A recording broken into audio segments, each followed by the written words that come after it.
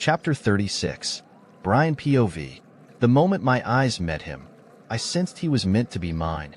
He squealed loudly and charged toward me on his little legs, crashing into me. Initially, my expression must have been one of pure horror as the tiny creature clung to my legs.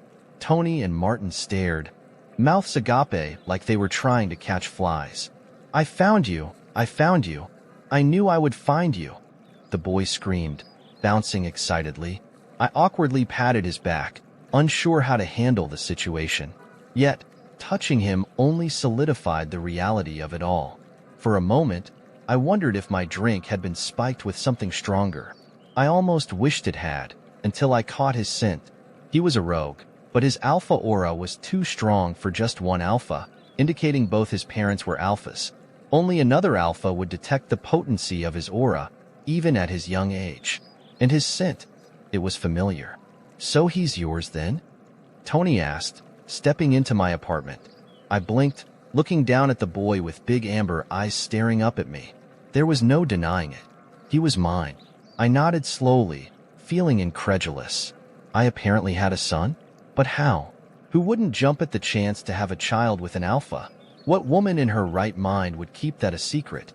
Having an alpha's child was assurance for life. What woman wouldn't want that? "Who did you knock up?" Tony continued, while Martin just rubbed his chin, raising a finger as if he was about to say something, then closing his mouth. It was the first time I had seen him lost for words. "Jane, she has a?" Tony began, but I interrupted him as I picked up the boy who apparently came from my family jewels. I pressed my nose into his neck, wondering if I was smelling things right. I nearly dropped him when I was overwhelmed by Jane's mouth-watering scent perfuming out from his pores, mixed with mine. The boy giggled and tucked his chin as my stubble brushed against his neck and face. "Stop, it tickles," he laughed, and I couldn't help but smile at his adorable cackle. He reached for my neck with his tiny hands, and I lifted him onto my hip, taking in his scent. "Your mother is Jane Fernandez?" He nodded. "Yep, and I'm Valentine Fernandez." That was going to change, I thought instantly. "Mom will be so happy. Now you can be with my mom. I can take you home to surprise her, and we can be a real family," he said, smiling with all his teeth on display. I hadn't anticipated this scenario, but it raised another question. How on earth did I get her pregnant when I hadn't slept with her? "Valentine?" I murmured, struck by the similarity to my late mother's name, Carmela, who had passed away when I was a baby. I found the name intriguing, but I was surprised Jane had chosen to name him after me. It left me wondering how she had managed to keep him hidden from me all this time, and more importantly, how was he here without her? This couldn't be real. "How old are you?"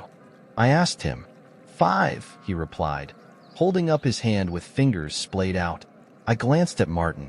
"How?" I questioned Martin, and he just shrugged, as lost for answers as I was. "Well, I'm sure you know how," Martin said, raising my curiosity further. Of course, I knew how, but the mystery lay in how it was possible. It made no sense. "He's Jane's," I repeated to Martin, and he nodded in confirmation. "Get inside and close the door." I snapped at them both, wary of anyone overhearing this unexpected revelation about the mother of my child, keeping him a secret from me. "I'm hungry, Dad." "I haven't had lunch. It took all day to find you," Valentine said, tugging at my heartstrings. Martin moved to take him, but I instinctively pulled away, not wanting to let go of my newfound son. Instead, I held him closer, inhaling our combined scents. We did smell good together, I thought to myself. "I'll make the food then," Martin offered, and I nodded in agreement. I wasn't fond of Martin's cooking, but right now, I couldn't bring myself to let go of Valentine as if he might disappear and prove this surreal situation to be nothing but a dream. A dream I didn't want to wake from, now that I couldn't imagine life without him in it. Please let this be real. If I wake up and it's not, I might consider that I've lost my mind. Who dreams up this kind of scenario and desperately wishes it to be true? I'd always wanted children, but I never envisioned actually having them. "Uncle Martin will make you something to eat," I reassured Valentine. He nodded, eyeing Martin curiously. "He doesn't smell like you?" "I'm an only child, so he's not a real uncle, but he's like a brother to me," I explained. Ah, you have a village too? Mom and I have a village. Auntie Zelda and Annie Margaret are part of Mom's village. Did your dad make you leave too, like Mom's did? He called her names, and we had to build our own family, Valentine explained, surprising me with his depth of understanding and experience. Why don't you tell me all about your village, and then we can call your mom? I suggested. Valentine nodded. So, you're not coming home with me? He asked. How about we try to bring your mom here? I proposed as we walked into the living room. Thirsty? How about some chocolate milk? Martin called out to Valentine, who nodded eagerly. Martin proceeded to the kitchen, and I settled Valentine on the couch, taking a seat across from him. When Martin returned with a glass of milk, Valentine eagerly accepted it, gulping down half of it before scanning the coffee table.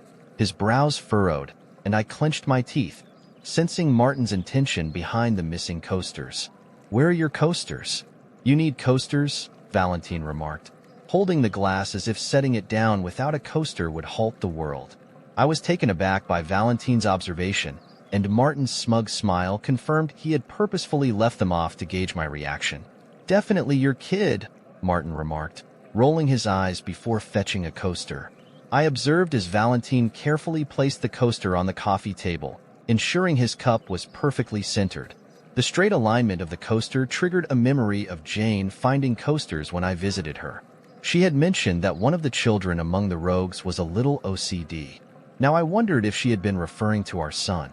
Valentine clasped his hands in his lap, looking around and twiddling his thumbs. How did you find me? I asked him, curious about how he had managed to locate me.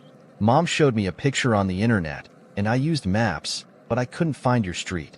Carol gave me the wrong maps. Then I found him, and Tony brought me here, Valentine explained, recounting his journey to locate me.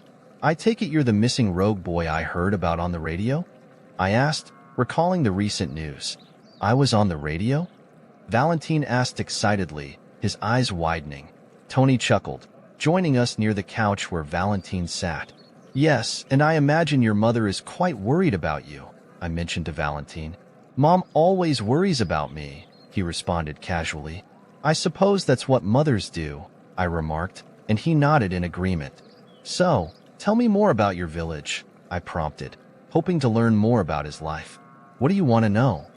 Valentine asked eagerly, his attention shifting to the prospect of food. Do you know which pack your mother came from? I inquired, curious about his background and lineage. Valentine shook his head, chewing his lip as if contemplating. I know Mom had a sister, and they used to be best friends. She doesn't like speaking about her real family. So you've never met her parents? I asked. He shook his head. No, they called Mom a rogue whore and kicked her out because Mom had me. But she isn't a rogue whore, right? His brows furrowed with concern. Why would they do that to Mom? He suddenly demanded, his young mind grappling with the injustice. I was at a loss for words. Jane was nearly 23, which meant she was around 17 or 18 when she had Valentine.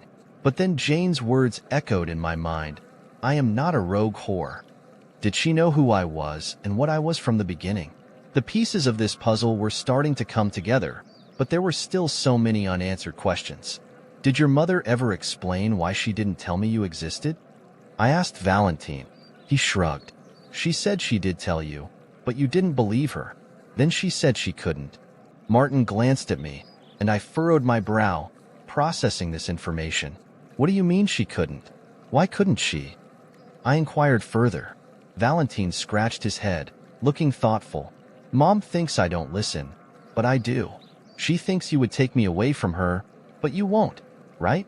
He asked, seeking reassurance. I sighed, struggling to comprehend Jane's perspective and the reasoning behind her decisions. I won't take you away from your mom, Valentine. We'll figure this out together, I assured him, feeling a surge of determination to untangle the complexities of our situation. I leaned forward, resting my arms on my knees before running a hand down my face. No, I won't take you from her, I assured Valentine. However, I knew I needed answers about how this was possible and why Jane had kept him from me. How old are you? Valentine asked suddenly. Me, I responded, taken aback by the change of subject. Yeah, he nodded. I'm 29, I replied. You're old, he snickered. You won't think that when you're my age, I chuckled. He seemed about to ask something else, but I spoke before he could continue. I think we should call your mother. She must be worried, and I need to talk to her, I said to Valentine, who nodded in agreement. So, you'll come live with us now? Valentine asked hopefully, his innocence shining through. I paused, realizing that it wasn't going to be that simple, at least not immediately. Maybe it could be eventually, but I had a lot to figure out. This unexpected turn of events left me feeling conflicted. I hadn't expected any of this, but now I felt a surge of guilt knowing that Jane had been raising our son alone, enduring the judgment and stigma associated with being a rogue. I rubbed my temples, grappling with the weight of the situation and the implications of our newfound connection. As I pulled my phone from my pocket, a sudden realization hit me like a ton of bricks.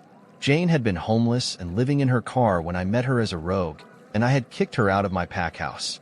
The realization made my stomach sink. I had unknowingly kicked out my own son and mate, leaving them to fend for themselves in the rain. The thought sickened me to the core. He had been right there all this time, and I had done nothing for either of them. No wonder she hates me. Martin placed a plate of grilled cheese in Valentine's lap, and the boy stared at it before looking up at Martin. For real, how is it possible for you to be so much like him when you've never met? Martin mused aloud, walking off briefly and returning with a butter knife, fork, and placemat. The weight of my actions, or lack thereof, weighed heavily on me as I contemplated the consequences of my past decisions. They're happy now? Valentine asked, turning to Martin. Martin chuckled and assured him he would fetch a napkin. Yeah, I'll get you a napkin, Martin said with a laugh, leaving briefly and returning to pass Valentine the napkin. Valentine smiled in response, and I couldn't help but smile myself as I watched them interact. Grilled cheese can be eaten with your hands. It's finger food, Martin informed Valentine, who scrunched his face in contemplation. The phone continued to ring as I dialed Jane's number. After a few moments, she finally answered. I really haven't got time right now, Jane's voice came through before she hung up abruptly. I shook my head, frustrated, and redialed her number, hoping for a better outcome this time.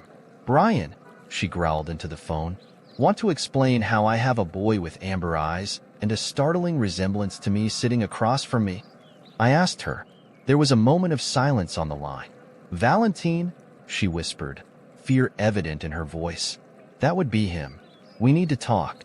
One of my men will be waiting for you out the front of my hotel, I informed her, nodding to Tony, who acknowledged me before leaving. See you soon, I said, hanging up before she could respond. If she wanted our son back, she could come to me.